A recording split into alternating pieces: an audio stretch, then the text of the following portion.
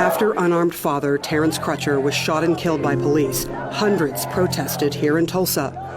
What many didn't know is that nearly 100 years ago, on these very streets on which they were marching, hundreds of African Americans were killed in one of the darkest chapters of Tulsa's and America's history. A lot of folks around here used to whisper about it over the decades, but nobody, black nor white, wanted to talk about it. And that history was being forgotten. Before it happened, Tulsa was the scene of a thriving, wealthy black community. Black Wall Street was the most prosperous black-owned business district in 1921. This was Black Wall Street. There were hundreds of black-owned businesses, everything from banks to pharmacies to the doctor's office. And black folks were making really good money. There were even 2 movie theaters, all black-owned and operated. Segregation was in full effect. We heard that there was a gentleman who owned a plane. Is that true? Simon Barry was a pilot and owned his own plane. Black folks were rich here, basically. They lived very good lives. Many of them, yes. Yes, which caused some envy and anger among white people who commented, how dare those Negroes have a grand piano in their house and I don't have a piano in my house. 1921 rolls around. What happens? Some type of confrontation between blacks and whites was inevitable because of the racial climate at that time, because of the presence of the Ku Klux Klan in almost every aspect of our society. But on this particular day, May 31st, 1921, a young black male named Dick Rowland, who worked as a shoe shine boy in downtown Tulsa, went into the Drexel building where he had been given permission to get water and use the restroom.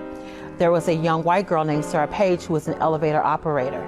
And Dick Rowland every day would go into the elevator with Sarah Page. On this particular day, after the elevator doors closed and Sarah Page and Dick Rowland were alone in the elevator, a few moments later there was a scream, the elevator doors opened, Dick Rowland ran and was later arrested, and Sarah Page initially claimed that she had been assaulted. Brown says Page never pressed charges, but authorities did, and the damage was done. By the end of the day, the rumor mill said Page had been raped. As word spread, angry whites were determined that they were going to take matters into their own hands. A large crowd of white residents gathered at the courthouse. They demanded Dick Rowland be lynched. How did the black community respond to that demand to lynch this young man? They were willing to risk their lives. They knew that they would be risking their lives to help defend Dick Rowland. And thousands of whites gathered in front of the courthouse. A white man approached a black man with a gun. He said, "What are you going to do with that gun?" He said, "I'm going to use it if I have to." The 2 men argued. There was a struggle over the gun. It fired. The white resident was shot. All hell broke loose. Blacks retreated to the Greenwood District where they set up a barrier at the railroad tracks and were able for a short time to keep whites from invading their community. But because they were so outnumbered and outgunned, whites eventually broke through the railroad tracks and invaded what was home to Black Wall Street, the Greenwood District. This was the result. 35 city blocks of the black neighborhood burned to the ground. Historical photos show black residents shot dead in the streets.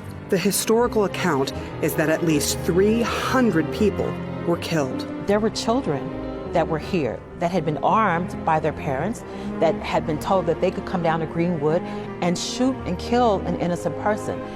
Those are the same people that we grew up with in our communities, that were a part of our society. How many black people lost their lives? There's really no way of knowing exactly how many people lost their lives, potentially thousands of innocent men, women, and children. What is worse, survivors say they remember death not just in the streets, but raining down from the sky. Many of our race riot survivors have commented that they remembered seeing planes flying overhead, dropping bombs, dropping nitroglycerin bombs. Mrs. Hazel Smith Jones is believed to be the last living survivor in Tulsa. She's 97 years old. My daddy wasn't at home, just the kids and mama. They came and got us. Was it white people from the city?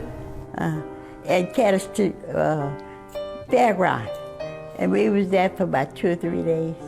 To the fairgrounds. And my dad didn't know where we were. Did your family want to leave? My mother, you know, with all this stuff going on, she thought it might have been safer with them taking us out there and being with more people.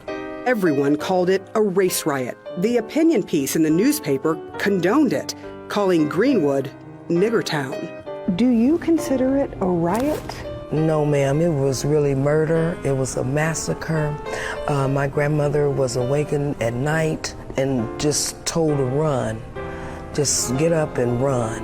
And they ran. She was only 9. They ran for days. She got mixed up from her family and lost in a chicken coop. Calling it a riot was convenient for a city run by whites. There's no statute of limitations for murder, but there is for a riot. For the black victims, it was devastating.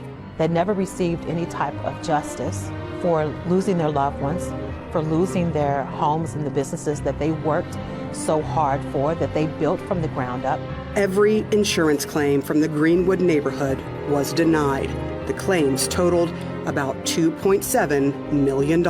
Black Wall Street did recover, but never to its former glory. Do you think life is better for black folks in America now? Yeah.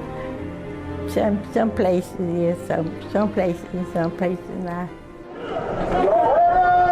If there was any clearer sign that change in race relations has happened to this community, this was it. During a march for a black father slain by a police officer, half of those marching were black and the other half white, all marching in unison, saying Black Lives Matter.